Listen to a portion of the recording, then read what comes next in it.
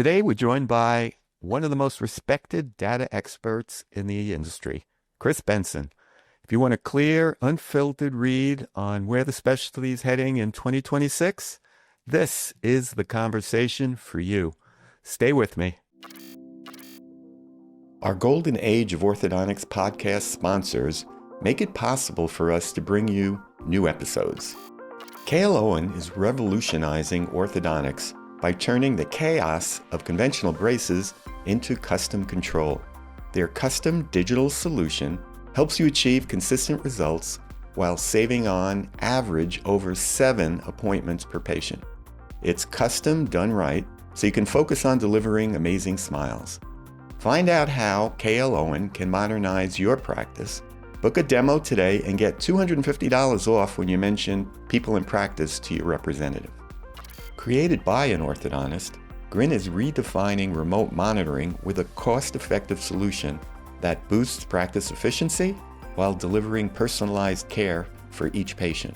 Grin provides you with dedicated assistance, enabling you to focus on providing exceptional care, all while saving valuable time for you and your patients.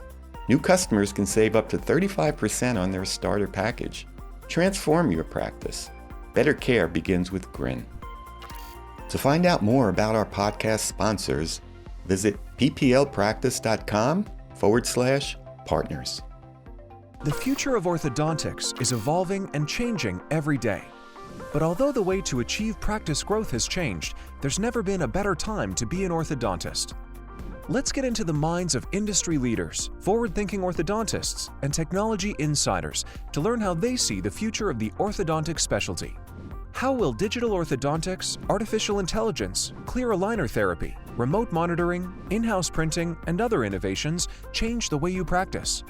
Join your hosts, Dr. Leon Klempner and Amy Epstein, each month as they bring you insights, tips, and guest interviews focused on helping you capitalize on the opportunities for practice growth.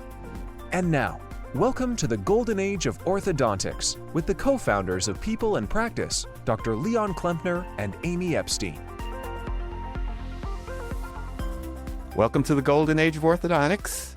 I'm Leon Klempner, retired board-certified orthodontist, Director of Orthodontics at Mount Sinai Hospital, part-time faculty at Harvard and Montefiore, the new current president of the New York State Society of Orthodontics, orthodontists, and the CEO, most importantly, of People in Practice.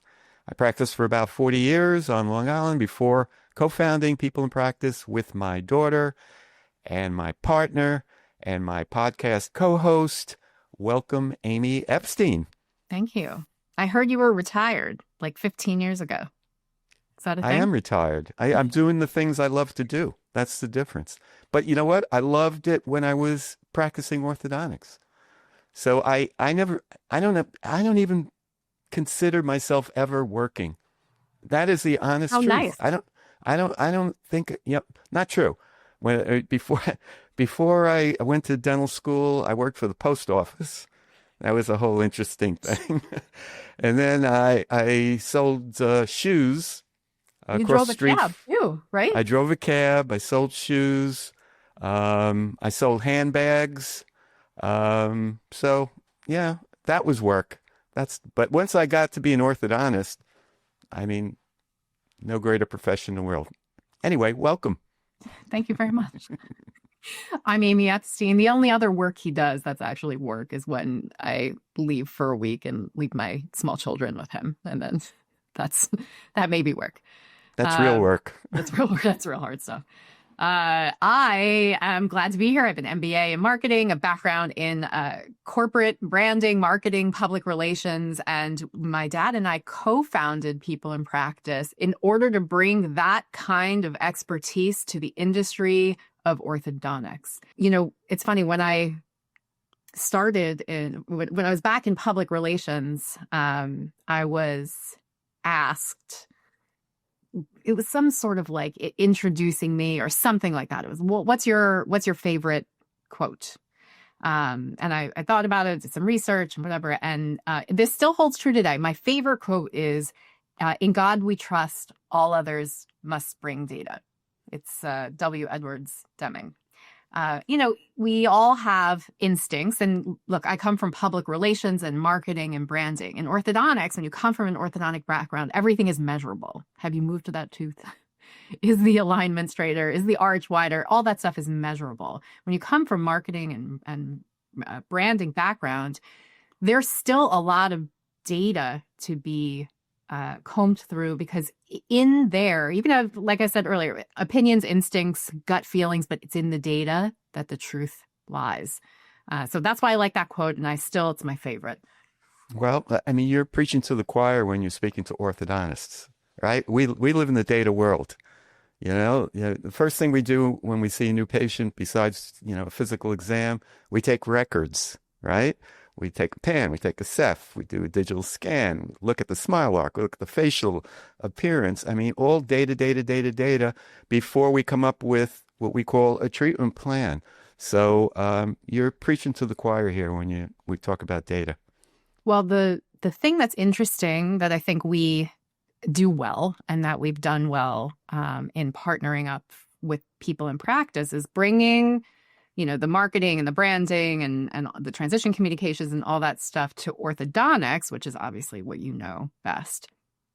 But it's also about bringing as much data as possible to analyze. So it means collecting data, setting up infrastructure to be able to collect data on marketing, and then analyzing that data, and then processing that data, and then revisiting that data to make sure that we're constantly improving. So I think that's one of the things that, aside from the merging of ortho and marketing, the merging of the data side of things into the marketing, I think we've done a really good job of, if I do say so myself. But so that's my segue. We are thrilled to have one of the most influential data-oriented experts in orthodontics with us today, and that's Chris Bentson. Chris is a trusted voice in the orthodontic industry with nearly 4 decades of experience advising practices on valuation, transitions, recruiting, business strategy overall. He's a founding partner of Bentson Copple Patterson Associates and worked with orthodontists across the country to help shape, and still does, how the specialty thinks about its business fundamentals. He's also held leadership roles within the AAO Foundation, teaches at the Wharton AAO Partnership Program, and consulted with many of the major companies that are driving innovation in orthodontics today. Chris, thank you for being here. Welcome back to the Golden Age of Orthodontics. Thanks, Amy. Thanks, Leon. It's always a pleasure to be on this show, and great to see both of you. Likewise. Yeah. Well, welcome, Chris. I think it's got to be at least your 3rd time, maybe 4th time over the years on the podcast. And it's always very well received. We always get high. Yeah, this episode does really well with views and downloads. Yeah. And I mean, we're painting you as a data guy. I hope that's not too limiting and too insulting to you, because I know that insulting. I don't know. Well, he does so many things. Yeah. He says more than that. So, well, I don't want to box you into a corner, but today we want to talk about data. Yeah, absolutely. And we were, yeah. So, let me tell you what's on my mind. Our clients, typically, our marketing clients typically are solo or they're private practice practitioners, right? We don't have a lot of OSO clients. It's not that we're opposed to it, but, people that gravitate to us typically are in the private practice arena, and they look to us to help them in terms of their marketing. So and there's so many moving parts going on right now in our little cottage industry. So for our listeners, can you broadly just lay out the competitive reality for non-corporate private practice orthodontists that are looking to see what the future holds? And are there any data points that matter most that maybe they aren't looking at? Yeah, absolutely. I think the first one is there's fewer independent practice owners today than there was 10 years ago by 19 points.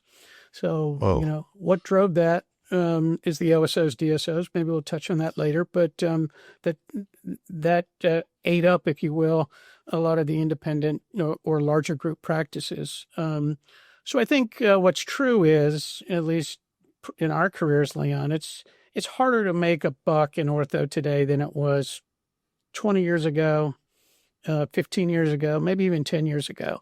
And there's several reasons for that. There's upward pressure on overhead through a lot of technology that we said was going to replace people, but it really didn't, from practice management systems to some of the digital stuff out there. And we're also working longer. So we're retiring at an older age today than we did 20 years ago. Our average retirement age of an orthodontist today is 70 versus 55, 25 years ago. Why can we do that? Because of technology. You don't have to be as good with your hands and your eyes and things like that as you age in the profession. So, and it's competitive, I would say, everywhere. There's pockets where it's not, but it's pretty competitive everywhere.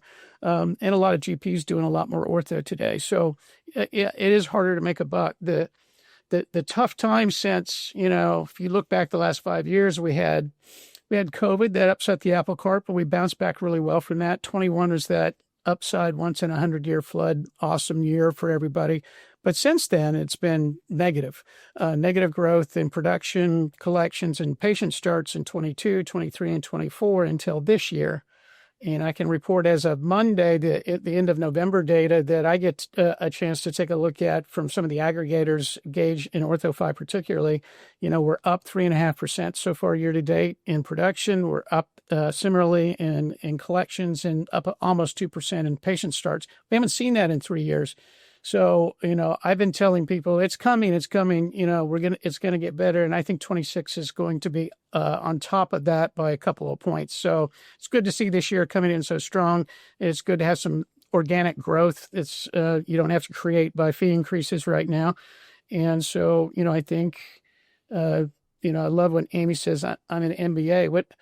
What you see when you look at the OSOs and DSOs is they outperform the independent owners. Why? Because they're smarter, they look at the numbers better, and they can manage the metrics better. And so orthodontists have to have a sharper pencil. You have to be a better businessman or woman than you used to have to be. And if you do those things, you'll be successful. And I think that there's a lot of data that we see today that we never saw before.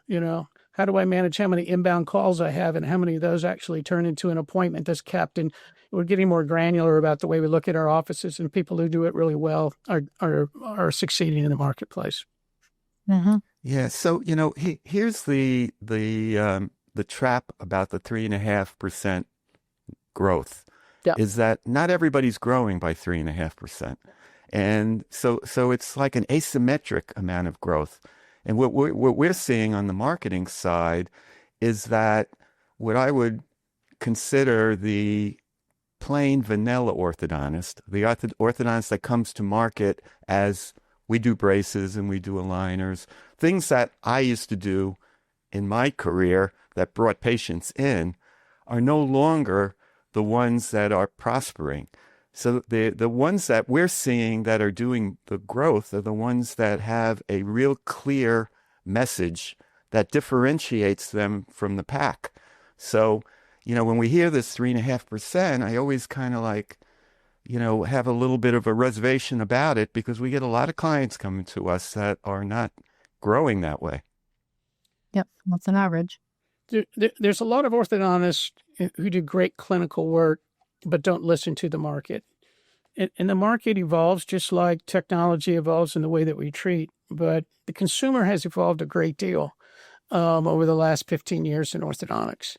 And they want a different experience. They want a different cadence of visits. They want digital. They don't want to come in to see you as much. And orthodontists have stiff-armed that for a long time.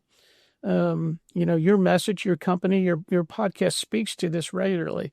But I find when I look around and one of the advantages that maybe someone like myself gets from the data point is when we value a practice, we see what you collect and how you spend it. And you've got to be engaged in digital to differentiate today. You've got to be, and that's clinically how you treat.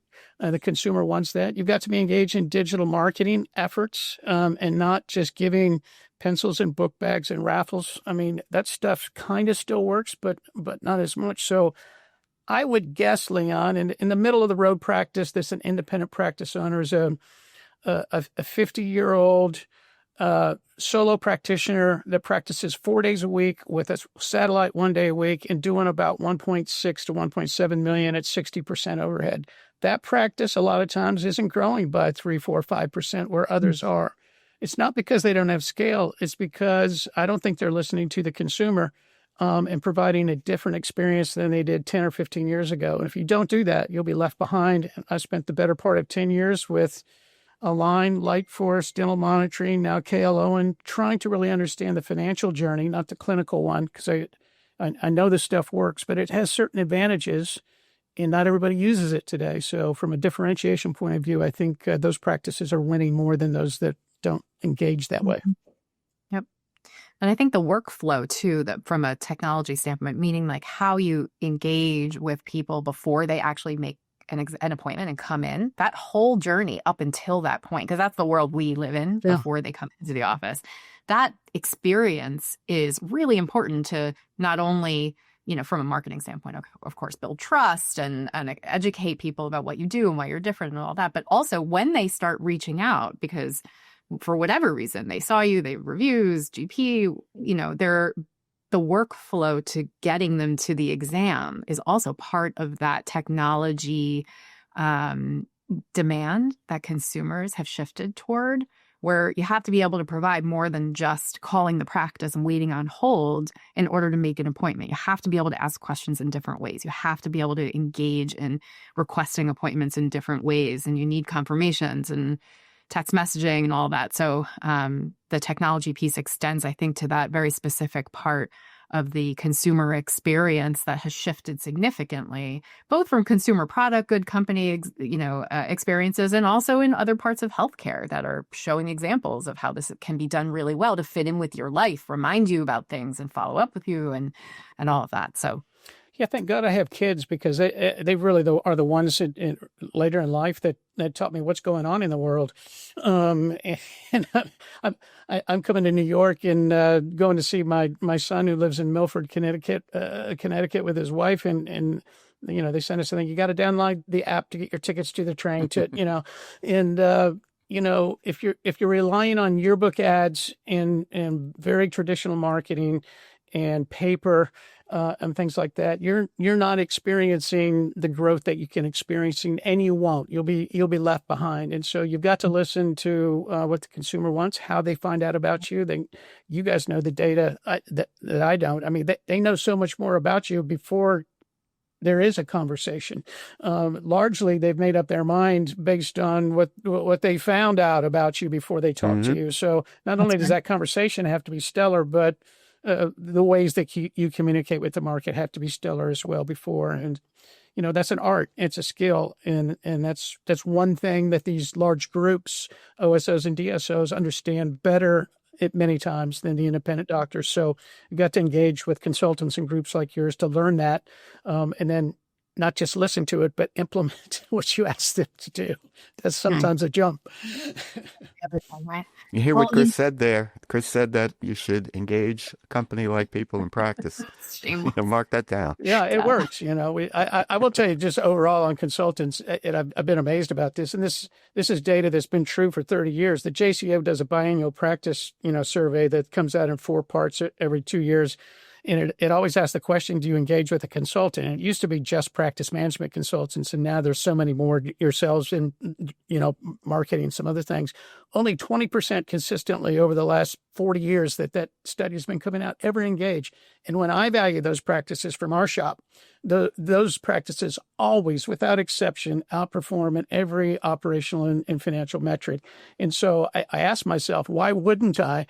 There's lots of reasons for it, but one of them is because you're so smart, you don't think you need to. And so, Have you been hanging out with orthodontists a lot? So, okay, let me go back for a second. You mentioned just a minute ago, you brought back into the conversation the OSOs, the DSOs. I want to talk about that a little bit, because consolidation has obviously been one of the most significant forces that's shaping the competitive landscape.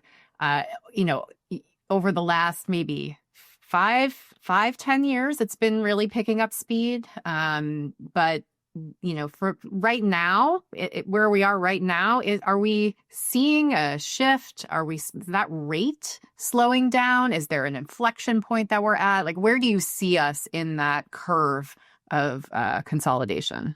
Yeah, well, consolidation is a life cycle, just like a practice life cycle does. And if you listen to the private equity people, the venture people, and the broker people, they probably don't all agree on this, but on average, they would say we're in the sixth inning of the cycle, right? So we really saw some aggressive growth in 17, 18, 19, 20, 21. Interest rates changed, cost of capital changed, things like that. Things slowed down. But, as we counsel doctors, we say, this only really works well for you if you believe that the stock will become valuable, because you don't get paid all cash. You get paid these bigger numbers, but then you have to work back. And so you look at the companies that have aggregated orthodontists that have done, the term is recapitalize, and that's when your stock becomes liquid and you can take some money off the table. There's only really been two big aggregators in ortho that have done that. Smile Doctors has done it 3 times, and they have 450 orthodontists. A great company. They have a multi-billion-dollar valuation, and we think that's a very safe bet if you're interested in that. The other one is one that I kind of discarded for a while because it wasn't orthocentric, but I have great interest in now and respect for, and that's MB2. They have 125 orthodontists in their group, and they've recapped 3 times. They also have a multi-billion-dollar valuation, and both those shops have very happy doctors on balance. Now, we all know of 6 or 7 orthodontic-centric names that aggregated up, none of which have had a recapitalization event now. So you ask yourself, in those groups that are now 5, 6, 7 years old, the natives are getting restless, and the doctors say, yeah, I got a lot of money, but then I worked back for you for this period of time for less than I would have made. When do I get that home run, that second bite of the apple, they call it, on my stock? And it hasn't occurred yet. There's one out in the market now that is going to try to turn. That would be good for the others if it did. But to answer your question, it's slowing down. It's not speeding up. And it's going to continue to slow down. And the big guys will end up eating the little guys, in my opinion, and it'll kind of cap out. And so does it go away forever? No.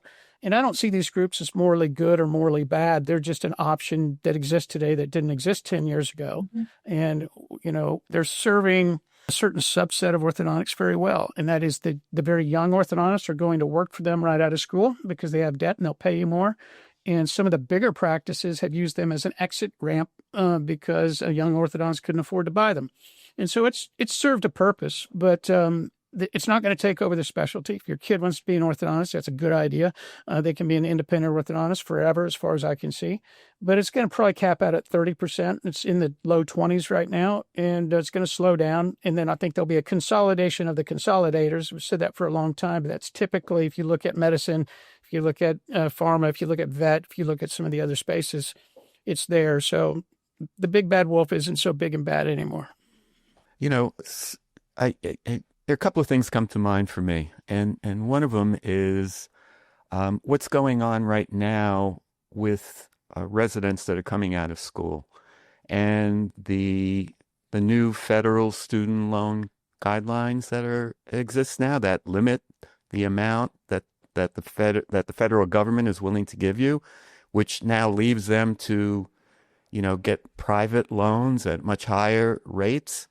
So I'm curious from your perspective, how do you think that these changes are going to shape the pipeline for future orthodontics, and specifically, what ripple effects might you see in private practice owners that they should be thinking about now? Well, this is mostly opinion that I'm going to give to you, but I think short term will have some effects because it'll happen so abruptly. I think these go into effect, these caps, to mid part of next year. And the way I understand the caps right now, on the federal side, they're $50,000 a year, $200,000 cap. And when you look at the orthodontic resident base, average orthodontic resident debt now is 400 plus or minus. Shannon from my team could tell you more exactly. So where's that other $200,000 going to come from? it's going to come. I'm not afraid of this, by the way. It's going to come from private at lower rates. It's going to come from some creativity in the finance world that doesn't exist today that's going to come to meet this need. Why? Because the margins are so good in orthodontics that banks understand that. Banks who loan money to orthodontists that have $500,000 in debt and have never had a W-2 before and just got a partnered up in marriage and maybe have a child on the way will gladly loan that person $800,000 to $1 million. That's not going to change. The metrics actually are going to get better with digital orthodontics in the future. And so I think the market's going to figure it out. I personally am not too upset about the government capping this. I'm not sure that that's where they should be spending that kind of money anyways. I think the gap will be filled. I think some of the state programs, and we see this in different states already, will offer some loan forgiveness if you go to a less desired area for a period of time to try to help residents in their state. I think some of these really high tuition programs will have to come to a maker meeting and decide, can we still attract people at these fees or not? But I think some change will occur. I think it's good change. And I suspect over the next 10 years, what you're going to see is lower orthodontic education debt, still money available for anybody that wants to be an orthodontist, that vacuum is going to be filled with the private sector at competitive rates. So short term, is there going to be some problems? I think so, probably, but they're going to figure it out. And I think we'll have way more applications for residents than we have resident seats, just as we have for the last 40 years of my career. And I don't see that going away. So, to me, higher loans, which means higher payments, means more debt, means coming out of school, you need to generate some income. And certainly the DSOs and OSOs, if we look at the positive side of it, they've created opportunities for orthodontists to repay some of their debt, to gain some experience, to learn a little bit about the business. And at People in Practice, we see a lot of startups now, maybe 5 or 6 years out of practice, that are a little bit further out of debt, know that they want to captain their own ship, and now's the right time. So we actually designed programs for startups where we can package all of the digital assets that they would need to get off the ground at an affordable rate. But for the private orthodontists, just to swing back to them again, don't you think that they'll have a much more difficult time recruiting and bringing somebody in out of school? I don't think so, because the data that we see shows that, early part of my career, 90% of the residents, and I'll call this the 80s and 90s, got out of their program and went to buy a practice or start their own de novo practice. 10% went to work for somebody. Today, that's 100% flipped around. So today, 90% go to work for somebody, 10% go out to buy a practice. So who's buying the practices that we're valuing? It's people that are bouncing out of these associate/corporate jobs that have been in them for 5 or 6 years, and I've called them for years kind of delayed runway children. But what happens when you get in as right out of residency to a program is your hand speed goes, your ability to treat improves, and you make a lot more money than you would if you went to work for another orthodontist. But your money is capped, and there's no real pathway to equity. There's some kind of pathways that they'll try to tell you, here's some stock options. We can spin out this and do a de novo. The DSOs and OSOs haven't cracked the code on how to do that well. And so they start looking around and they go, well, this is good money. Is this what I'm going to do for the next 25, 35 years? And they really, I believe, did not decide to be an orthodontist to be an employee doctor. They decided to be an orthodontist to be a cottage-owned, independent owner. They're just doing it later. And so those are the people that are coming out, and they're coming out at 80% of those are coming out and doing something. There's some career people that these DSOs will keep for a career, and that's fine. They just didn't want the risk of ownership. But I'm very bullish that, is it harder? Absolutely. But there's opportunities. I think even the AAO pack and the ADA pack is going to start beating up some of this loan forgiveness stuff is actually going to come to fruition if you act a certain way. So I think we'll figure out the tuition is kind of maxed out, and it'll incrementally maybe stay the same or go down. The opportunities with the OSOs and DSOs is going to expand a great deal. And so you're going to go into private practice, and what you can do with digital today on 3 days a week, and work someplace else 1 or 2 days a week is a good combination. We see a lot of that happening. So I am not a wet blanket on the future, even with all the headwinds that you suggest that we have. It's going to be okay. So let's talk about digital just for a second, since you brought it up. And, you and I, for, I don't know, as long as I could remember, have been preaching the same message to orthos for a lot of years. And the message was that the digital orthodontics is not just a trend. It's a paradigm shift. And just coincidentally, I got a message today from a recent grad working in a OSO that wants to come out on his own. And as I said, we're seeing a lot in this particular category. And the question he asked me is a very good question, because as you mentioned before, when you look at the P&Ls or the balance sheets of orthodontists, technology is eating up a larger and larger share of it. So this orthodontist asked me specifically, what part of digital treatment creates the most advantage for patients and parents? He wants to choose. He knows that digital orthodontics is the future, but he wants to make a smart decision as to what to invest in. So how would you answer somebody like that? It's a very wise question, and it'll probably sound like I have a smart aleck answer, but the only way to make digital work clinically is to be in the deep digital penetration of braces and aligners.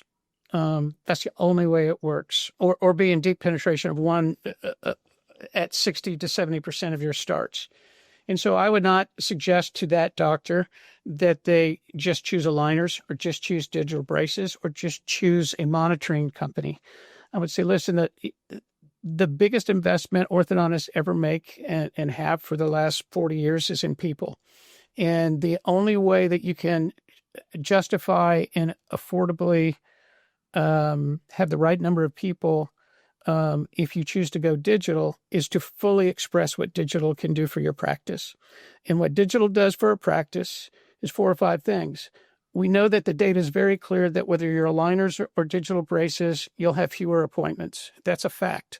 We know that if you want to, and not all people do want to, specifically the corporations, but you can treat people in fewer months than you can with analog braces. And so you can choose whether that's an advantage for you or not. We know that you need less people because you're doing less work and seeing people at bigger intervals in mid-treatment with a digital practice. And we know that the consumer would, given the opportunity side by side, do you want this many appointments and this long a treatment versus this many appointments and this long a treatment? They will choose digital 98% of the time. And so the consumer wants it as well. So I would say to this doctor, listen, 27 years ago, a new digital idea came out called Invisalign. And over the last 27 years, it's evolved to be the largest dental company in the world. And it now has about 80 competitors around the globe. Yet still, for all that success, only 1 in 4 case starts are in aligners. All right. And so now with digital braces, and what got me excited about Lightforce and KLON and DIBS and those things is now we can start every patient with a scan, and we can have a conversation with the patient that we have custom, another thing the customer wants. We have custom braces or we have aligners. They already know a lot about aligners. They already know braces, but the custom braces come with the same advantages really as the aligners. I'm sure the aligner companies would argue that, but now I can go 100% of my cases or 80, a deep amount of them. And when I do that, I actually do need less people. So I would tell your questioner, doctor, I would say, listen, you got to go digital braces, choose the one you want. I've chosen KLON and I spent a lot of time with Lightforce and I love that technology and those people, but the price points between those two, and you can have a full, array of brackets right now, were better for me at this point in my career to try to influence why I think this is a good idea. And with aligners, you got Invisalign, and you got, 4 or 5 other awesome competitors at different price points.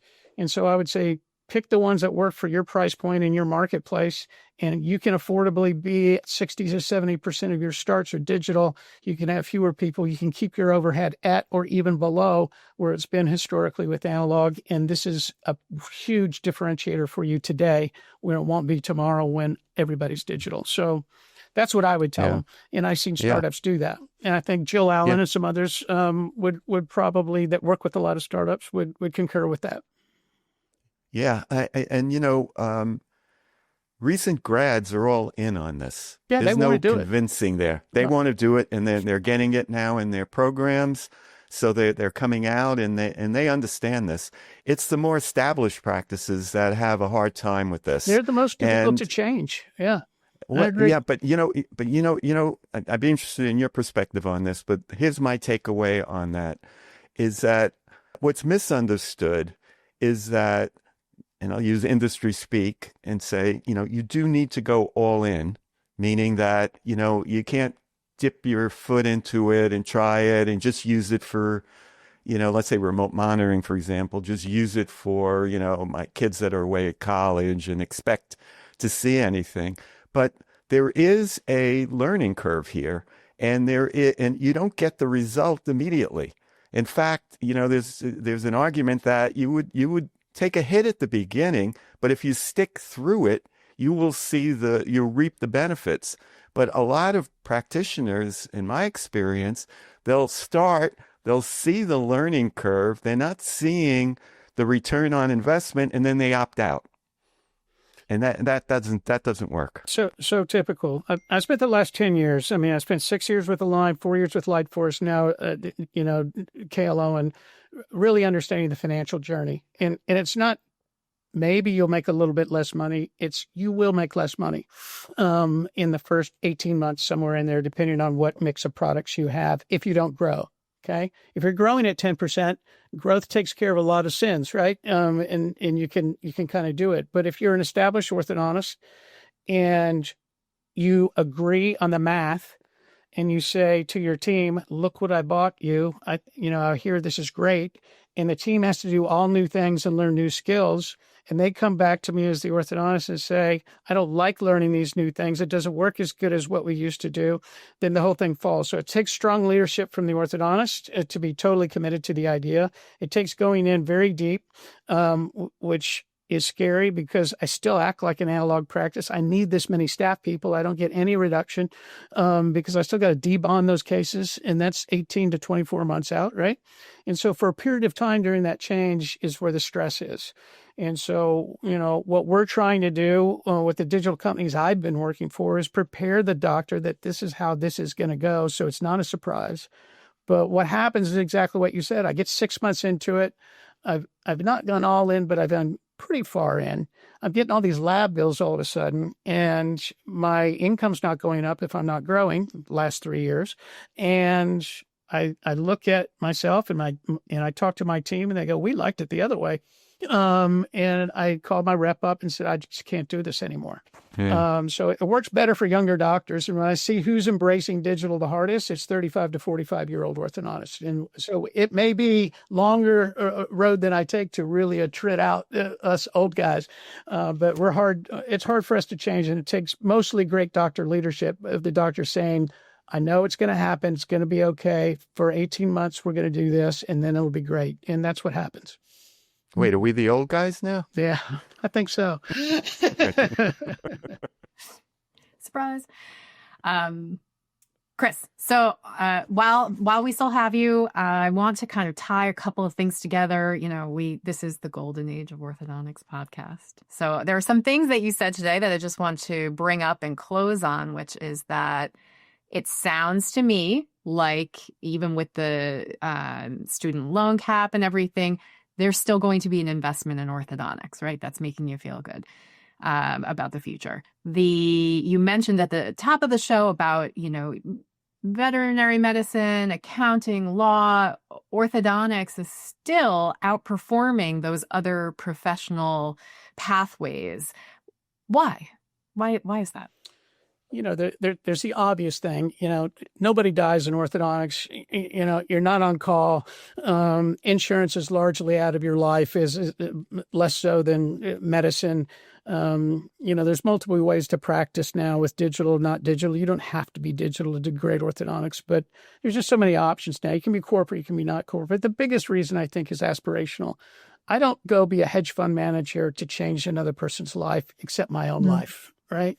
I don't go to be an attorney. Maybe I do, depending on my fund, how I look at that. And maybe I can have an impact on somebody. But as we do surveys with every resident every year for a long, long time, and we say, why did you want to make this crazy choice to have $500,000 in debt, not make any money till you're 30, start your family later, and then have to borrow another $1 million or go work for somebody else? Why would you do that? Because it doesn't make sense to a dad, right? I've got 3 kids. I'm like, wow, that doesn't make a lot of sense. And they say because I want to have an impact on people's lives. And it sounds so trite, but it's so true. And it was so true for me. This is why I love this specialty so much. I had orthodontics as an 11-year-old, awkward redhead, not socially huge, great, physically. I remember you, Chris. I remember you in the office. And my orthodontist actually changed my life such that I love to go to see him. And when I went to undergrad, I said, that's who I want to be. That's the impact he had. Okay. My life took a little bit different turn, and that's not what I ended up doing. But then I had him again, orthodontics at 60. And it changed my life just as much. And I think orthodontists forget when it's hard, and it's hard right now, that the impact they have on 70% of their patients are adolescents, 30% are adults, same impact for both groups. But that's the reason it will always live, is because there's really smart people that want to do this to change somebody else's life. Leon, you do it in other countries, bringing smiles to people. But a smile is a pretty incredible gift, and I think that's why it will always work. I'll tell you, Chris, I just finished the Simon Sinek course that the AAO gives, to find your why. Yeah. And it was exhausting. It was over a course of a year. And at the end, you have to put together like stories of your life that are memorable and pick 5 of them and find the commonality and the theme. It's like, and then you have to get somebody to work with you to listen to it and give you feedback. And I had Gail as the, Perfect. Gail, Amy knows Gail. She worked with me for years. Anyway, so, my why turns out to be, after all of that, my why is to help other people so that they can get what they want. And that's really, I don't know how I ended up in this field. I was blessed, but when I look back, I guess maybe there was a reason for it, and just what you said, I think, is common for other orthodontists. That's why we're such great people. Orthodontists are just great people. They're smart. They're nice. They are, and it really is cool. And I think sometimes you forget it after you get into it for 4 or 5 years, and it gets hard, and it gets to be a grind. But it comes back to you in the end. Happiness waits for you. So just keep grinding, guys. It's going to be great. You can do it. There's always going to be headwinds, but these are all manageable. And I am more bullish on the specialty than ever. That's you great. And us. Chris, thanks so much. Always a pleasure talking to you. Appreciate your insights. If we have listeners who may have questions for you, may want to talk to you about the types of services that you can recommend, consultants, or, maybe your own insights, how might they reach out to you? I just look up Bentson Copple Associates. I'm trying to become Leon. I actually am semi-retired, but I find I'm working harder than I've ever worked. But I sold the remaining interest to Doug and Shannon on my team at the end of last year, and working back as an associate for them. So that's been a lot of fun. And I joined the board of KLO, and I invite you to look up them. I believe they will be very successful in that digital orthodontic bracket space, and would invite you to take a look at them, and you can find them on the website as well. Yep. And, a mention of KLO, and they're one of the two sponsors of this podcast that makes it possible for us to bring guests like you onto the show. So we appreciate their partnership very much. Yeah. Chris, until next time, happy holidays. Thank you again. Appreciate you very much. Thanks for all the work you do for the specialty. Great to see you. Thanks, Chris. Yeah. You can subscribe or download other episodes of the Golden Age of Orthodontics on Apple Podcasts, Spotify, SoundCloud, YouTube, or wherever you get your podcast. And if you enjoyed this episode, which I know you will, we'd appreciate it if you would tell a colleague. And for more information about People in Practice, which is a marketing consultancy specifically designed to bring sophisticated marketing communications to the orthodontic industry, you can visit our website at pplpractice.com. You're getting better with that, Amy. Thank you. I thought that was a good one. I'm proud of that one. Thank you for watching and listening. If you want to contact me directly, my email is leon@pplpractice.com. As Amy said, we couldn't do this without the support of our sponsors. KLON, shout out. Grin, shout out. You can get a special offer from both of those companies by visiting our partner page, pplpractice.com. And remember, for forward-thinking orthodontists, it has never, ever been a better time to be an orthodontist.